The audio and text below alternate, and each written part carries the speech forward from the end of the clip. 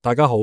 ，24節氣中立夏標誌住夏季開始，天地萬物繁茂，農作進入生長旺季，氣溫顯著上升，熱氣增強，常伴雷雨或颱風，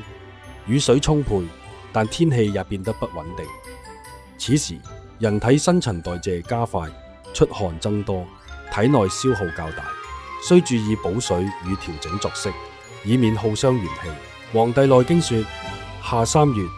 此謂繁秀，日長夜短，天地氣交，萬物華實。道家主張順應日長夜短的節律，提倡晚睡早起，不對漫長白天生厭，保持情志愉悅，切勿發怒。立夏養生以靜養為要，調攝情志，避躁易怒，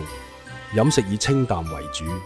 多飲水並補充含電解質的食物，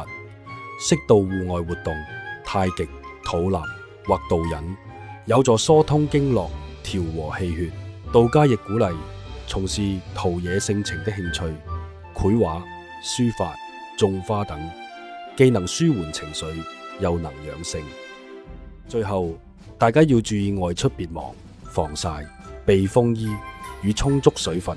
順天養性，養長而安。所以立夏順天養性，靜心調息，順時而養。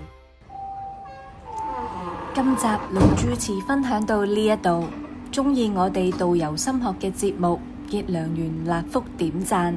訂閱我哋嘅頻道。下一條片再見，拜拜。